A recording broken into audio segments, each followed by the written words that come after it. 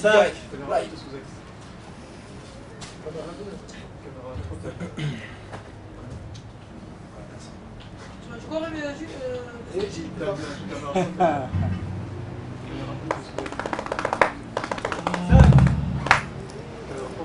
Quatre, 3, 2, 1, c'est parti. Salut à tous et bienvenue dans notre émission de Kaina TV Outside. Alors aujourd'hui on se retrouve aux 8e édition du Festival Arabesque et j'ai l'honneur, le plaisir de recevoir Imed Alibi et son groupe, donc je suis très bien entourée.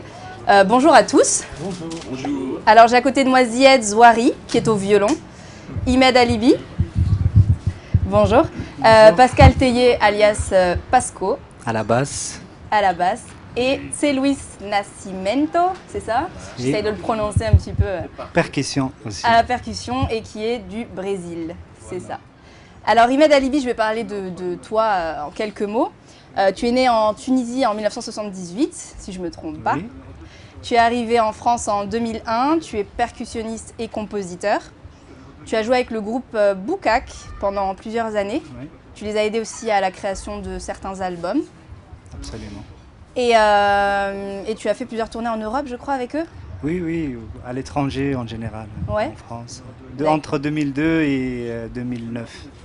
D'accord, ouais, Voilà. donc pendant un petit moment. Voilà. Et j'ai composé avec eux 2 albums, donc l'album Bledi, l'album Mara, Mhm. 2008. Et voilà, donc cette idée, ce projet a commencé l'année dernière lors du Festival des Tours des Mondes qui a produit notre première création. Alors le projet, c'est Safar. Safar. Donc Ah, on va Safar, le- c'est on va le le nommer. Voilà, le projet Safar, c'est d'abord un projet d'album Ouais. qui s'appellera Safar. Et donc qui réunit justement les musiciens qui sont à côté, Zied Zouari au violon, Pasco à la basse et Luis Nascimento aux percussions. Stéphane Poueche, qui est l'ancien clavier du Boukak, nous a aidé et nous aide sur l'arrangement et le travail d'album, plus beaucoup d'autres invités et qui ont surtout enregistré sur l'album. Et voilà, donc nous, on est dans une période intermédiaire où on présente un live avant la sortie d'album qui sera fin 2013. Fin 2013. Voilà, qui est maintenant en cours de mix à Londres par Justin Adams, qui est aussi le guitariste de Robert Plant et qui est un arrangeur, compositeur et qui nous aide à la création. Et voilà, donc là, c'est un grand plaisir pour nous de venir dans un grand festival pour présenter cette création. Oui, j'imagine. Et oui, et on a commencé à Marseille là, le 12 avril. Donc on a encore une grande date au Festival d'Arles. Et voilà, en attendant, on essaie de se produire et de encore créer, composer et travailler sur un live qui sera prêt, j'espère, pour 2014. Voilà.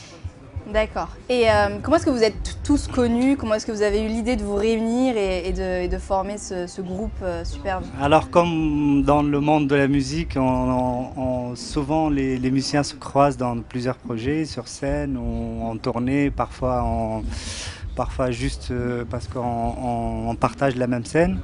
Là, avec Zied, par exemple, c'était une création en Italie avec l'accordéoniste montpelliérain Akiki Lik. Ensuite, avec Jardin International, Cyrine Belmoussa, plusieurs projets à Paris. Luis, j'étais fan de lui et je le suis encore, en tant que grand percussionniste brésilien, c'est vrai. Et je l'ai rencontré à l'île de la Réunion avec la chanteuse avec qui il travaille qui s'appelle Mayra Andrade et avec Titi Robin aussi, qui est un grand musicien qui tourne beaucoup. Donc justement, c'est grâce à ces occasions-là qu'on peut rencontrer des musiciens. Et Pasco, c'est à travers Zied et à travers aussi sa réputation en tant que bassiste avec le groupe Speed Caravan et avec beaucoup d'autres groupes. Voilà. C'est une très grande expérience, Voilà, vous en une grande. profitez. Voilà.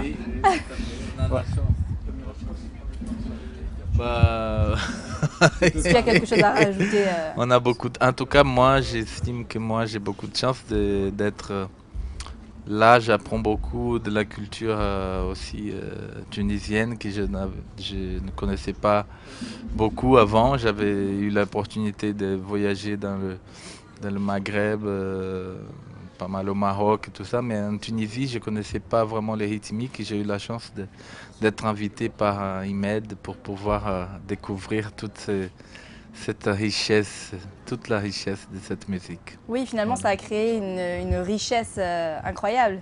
Parce que chacun apporte sa petite touche en fonction de vos origines. Voilà. Et du coup, vous mélangez plusieurs influences orientales, occidentales, indo-turques, vous me disiez tout à l'heure. Exactement. Ouais.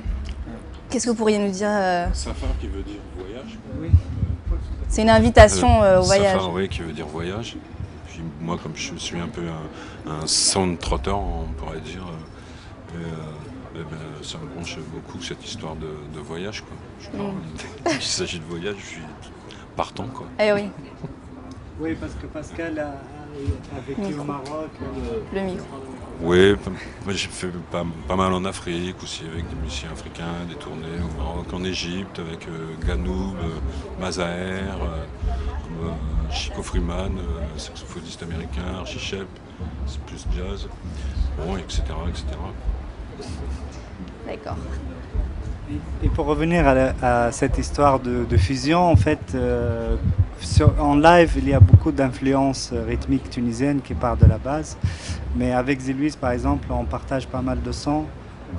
D'ailleurs, je me suis mis essentiellement sur les percussions orientales en lui laissant plus de place pour les percussions du monde, parce que Eh oui. c'est pas que brésilien ce qu'il joue, lui aussi c'est imprégné à travers ses voyages en Inde et un peu partout en Turquie de certains sons qu'il utilise justement. Ce que j'aime bien chez lui, c'est pas un instrument. Il joue pas vraiment d'un instrument dans un set, c'est plutôt un son complet à travers, par exemple, l'oudou, le cajon, les tombas, et l'utilisation de beaucoup d'accessoires dans un sens rythmique très très pertinent. Et à côté de moi, Zied Zouari, donc le violoniste, a une façon aussi très particulière et très originale de jouer le violon. Il l'utilise d'une manière traditionnelle bien sûr, mais parfois il le joue de façon kora africaine, gombri marocain.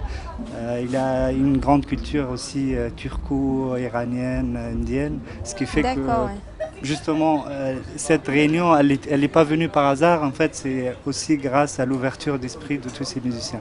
Donc je vous laisse parler justement du violon parce qu'il est plus connaisseur.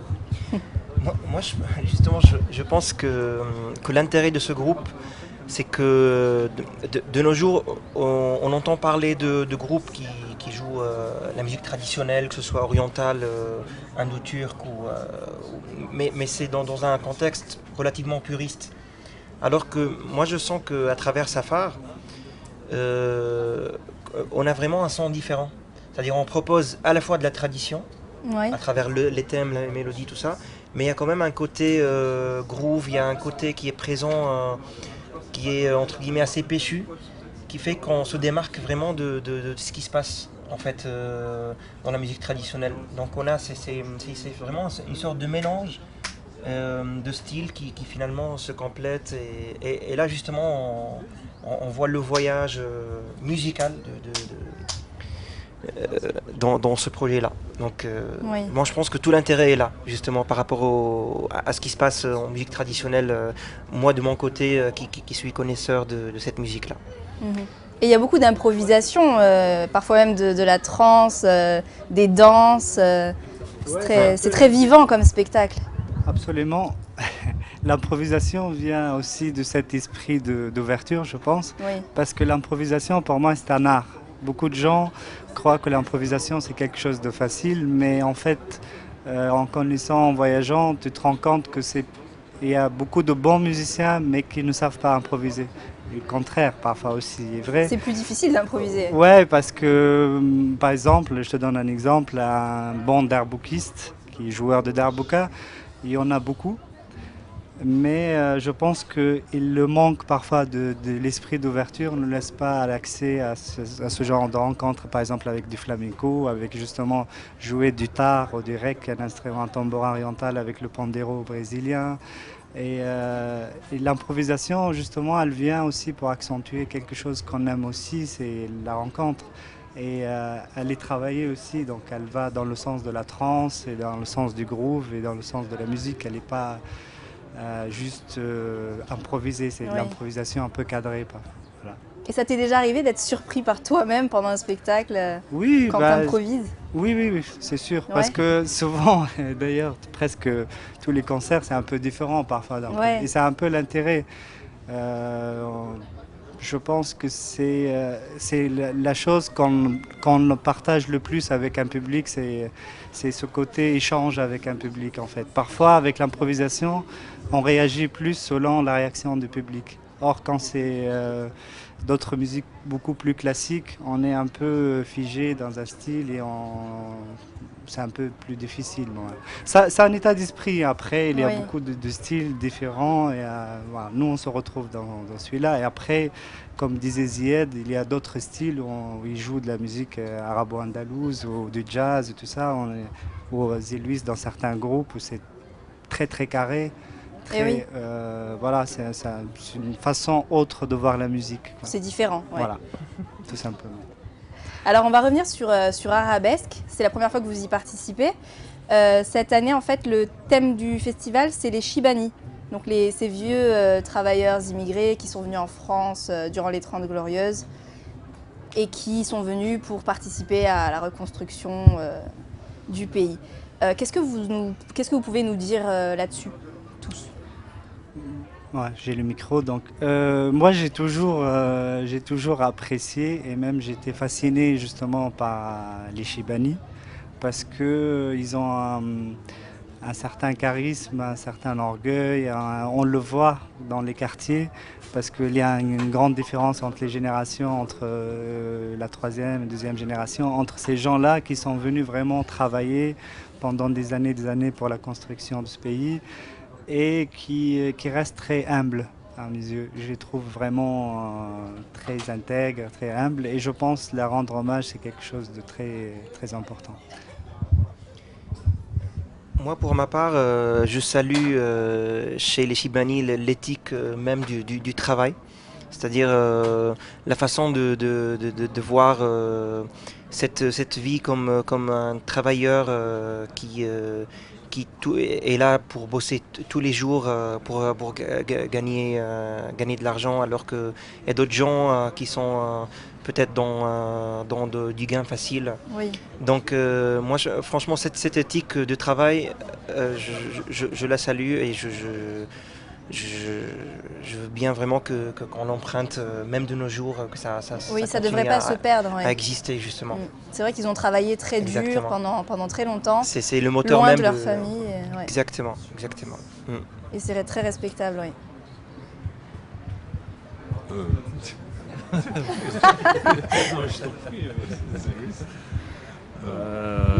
Je pourrais dire que j'ai l'impression parfois que ces gens-là ne sont pas assez reconnus malheureusement et ni assez respectés. Et ça c'est bien dommage. Voilà, on dit souvent qu'ils sont invisibles finalement. Voilà, exactement. C'est mal. Voilà, ce que j'ai rajouté par rapport à ça, c'est ces petits points. Ce sera le mot de la fin alors. Voilà. C'est dommage que vous n'ayez pas apporté vos instruments, qu'on puisse écouter une petite démo musicale. Mais ce sera pour une prochaine fois, j'espère, sur le plateau de Kaina TV. Avec un grand plaisir. Alors on vous retrouve ce soir, c'est ça, à 19h en deuxième partie. Non, c'est à 20h15. À 20h15. C'est Sabine, d'accord. Donc en deuxième partie à 20h15 à la Casbado. Absolument. Ouais. Voilà. Tout à fait. Ben nous on y sera, on sera ravis de pouvoir vous écouter et on invite tous les Kainotes à y aller, tous les visiteurs du Festival Arabesque à y aller. On vous remercie tous d'être venus aujourd'hui, nous avoir accordé du temps. Merci à vous. Et à très bientôt. À très bientôt. Et à bientôt à tous nos Kainotes. À bientôt, merci.